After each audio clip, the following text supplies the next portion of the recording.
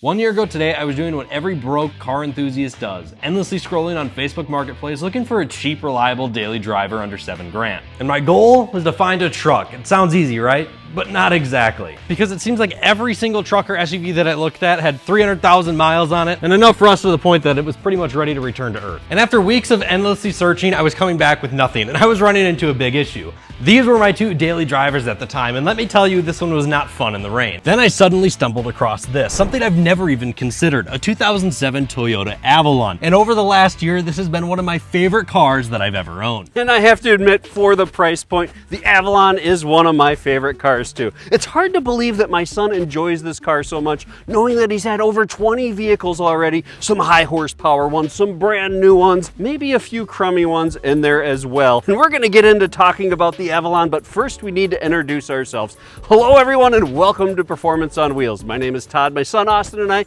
we make all sorts of videos on all sorts of different cars, not just the $7,000 Toyota Avalons. We also love some horsepower as well. You guys are really enjoying our videos and we appreciate that, but there's still 95% of you that aren't hitting that subscribe button. So as we get after it today, hit that subscribe button. I almost wish I would have saved every one of those phone calls, every one of those text messages that came through when I saw this is the one, this is the car. I'm going after this one. This is the car I'm gonna buy, because there's been 24 or 25 of them at this point. And I remember the day this one came through, the most memorable part of this is you pulled out of the parking lot and immediately got pulled over. Yeah, the second I bought this car, I got pulled over because it didn't have plates. I mean, within 20 feet of ownership. Kind of funny, I thought, for sure. The law. This Avalon has been one of my favorite cars that I've ever had, and I never thought that it would be. What you get for the price point is unmatched in the entire used market. And let me show you what some of those things are. Even though it's 20 years old at this point, the 2GR FE, let's just call it 300 horsepower. Let's call it close to 30 miles per gallon on a road trip. Paired to that 5-speed automatic transmission, even in today's standards, 20 years later, this car still, it falls right in line with what you would expect from just about any new car. And that's from a power standpoint, that's from a gas mileage standpoint, but it's not from a reliability standpoint, because this is better than any new car when it comes down to reliability. I did not purchase a low mileage Toyota Avalon. It has over 160,000 miles on it now, and I have all of the service records its entire life from Toyota, and believe it or not, the only things that have ever been done to this car are fluid changes on time, every time, and that's it. It has never had a singular replacement of anything internal wise on this engine or transmission, and the thing doesn't skip a beat. It puts the power down, it's really quick, it still gets over 20 miles per gallon on a day-to-day basis, except for city driving. I do see slightly below 20 for that.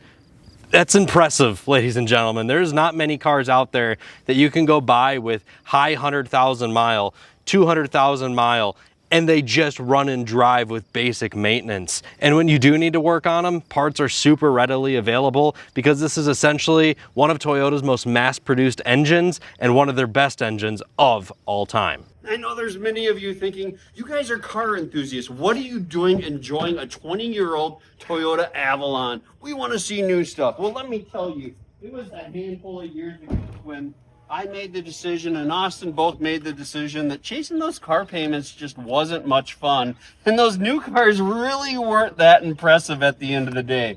They were shiny, they had new tech, but they didn't have the soul that even something like this 20-year-old Avalon had. So getting into the inside, yeah, some things look dated. Maybe there's some buttons that have a little wear to them, but just the experience. Like, this isn't a classic car by any means. Well, technically it's going to be very soon, but it's just comfortable and it's reliable and you can actually enjoy the driving experience. It doesn't have so much technology that it almost feels like a spaceship navigating itself down the road.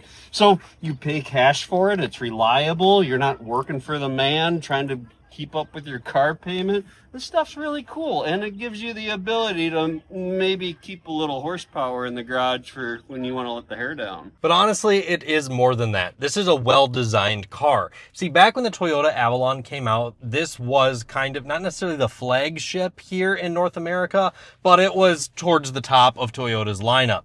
This was the fanciest, or one of the fanciest Toyotas of the time. So for that reason, this interior is actually really well put together. As goofy as some of it might be with some of these flip open panels and fake looking wood, it's really well designed. I know that some of these cars can experience cracking dashboards down in the southern parts of the world, but here in North America, this interior is still like flawless here, nearing 20 years later. It really is quite clean all over the interior. It's held up very well. It doesn't skip a beat. Everything works flawlessly. It has a really great sound system by JBL, actually. It sounds really good. It has heated seats. It has cooled seats on the higher trim. It has reclining rear seats. It rides really nice. It feels great. If I could just change a couple of things about it after driving it the last year, one of them is the interior sitting position is kind of high. It just feels like you're up really high on the inside. I mean, this is currently as low as this seat goes, and I only have a few inches of headroom, so you kind of have to lean back a little bit if you're a taller guy. Got my dad over here going up all the way. That seat was down all the way too, just show you where he's at, and I'll be honest, he's got less than an inch of headroom with the seat all the way up.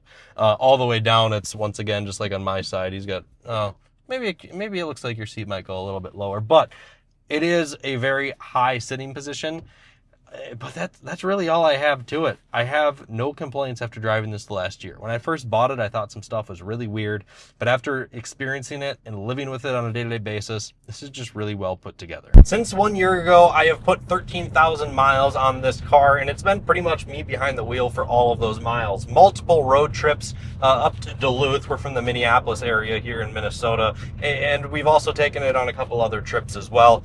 I really enjoy this car on the highway. The highway is where you can manage to get that gas mileage to the upper 20s, even low 30s here and there, which is very impressive. And it's just so comfortable. And I think what surprises me most about this vehicle, and what I think it'll surprise most people after having one for a little bit, it's really got some power. It's got some get up and go. At all times, this thing has plenty of torque, and it's even quicker than most modern new 4-cylinders in economy cars.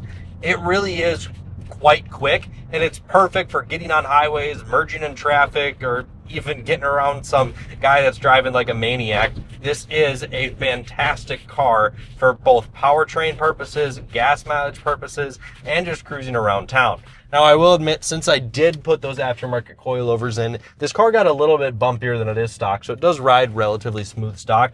But those coilovers really tightened up the steering, and this thing handles extremely well. Now that it's sitting a little bit lower and doesn't have as much body roll as it did previously, it's kind of fun to take around some corners at a little bit of speed. I do enjoy it. It's fun to actually drive it like an enthusiast vehicle versus just some economy car. So even though it may just seem like some really big, boaty experience, everything changes when you slam this thing down to the ground.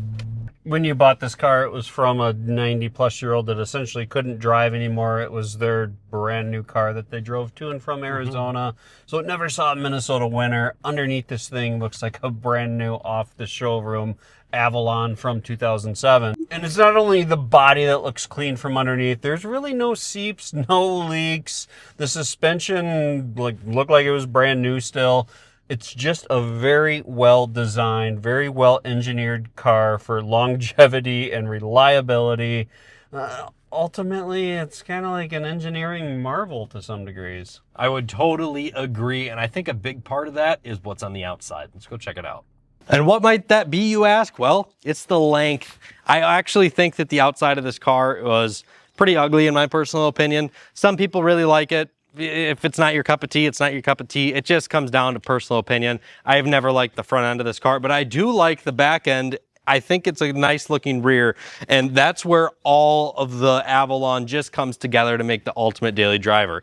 You have a trunk here that can fit anything, just a massive trunk. You have back seats that would, in my case, fantastic for a large dog. They recline. They recline, there's plenty of room. You put a dog thing back there and plenty of room for the dogs to hang out. If you have kids, plenty of room for car seats because they are just big, wide seats with tons of legroom and a lot of headroom. This was supposed to be the luxurious Toyota of the time, so it just means that everything behind the rear seat is huge, yet it still manages to have a really impressive turning radius. It's very easy to drive on a day-to-day basis, and it fits in a normal garage just fine, even with that extended length over your standard Toyota Camry. Could not be happier with the Toyota Avalon. But maybe you can't get over the fact that this is a nearly 20-year-old Toyota at this point, and it just looks like the old man car or your grandparents' car, and you cannot even imagine driving something like that down the road. So maybe you take the same approach that we did by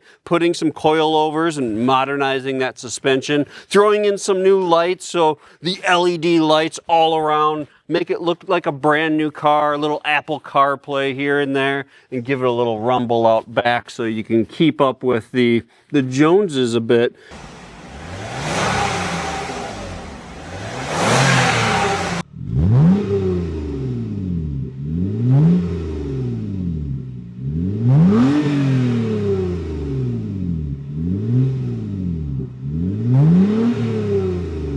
And you can even have a little privacy with the tinted windows, which really brought the Avalon from 2007 up to the, we'll say, 2027 standards. Wow, I think that might be a little bit dramatic, but it did make this daily driver a bit more enjoyable, and I actually like walking up to it. A few of my coworkers really enjoy it, and I have to admit, this is a really hard car to beat for the under $10,000, under $5,000 price point. They're all over the place out there for that price range. For whatever reason, these seem to be in a lower price bracket than the Toyota Camrys, even though they're essentially the exact same car. However, the Camrys you could also get with the 4-cylinder, which is significantly less reliable than the 2GR FE that you can get in the V6 optioned Camrys and standard in every single Avalon. Thank you guys so much for watching this video today here on Performance on Wheels. I have truly enjoyed this car over the last year. I love this Toyota Avalon, and I think it's going to be a hard one to sell just because how do you get something that's so reliable, that is so comfortable, that gets such good gas mileage for such an affordable cost, and even cheap insurance and everything you could possibly want. This is the daily driver that everyone needs to have that doesn't want a car loan. I will say that again and again and recommend this car to anybody. Very, very happy with the Toyota Avalon here. There's very minimal things that go on under the hood. There's a few minuscule things here and there, but there's videos on videos out there on how to fix them, and I highly recommend that you guys go ahead and pursue one of these. Let me know if you guys have a story about a Toyota Avalon down in the comments below. I'm looking forward to hearing it, and we will see you guys next time.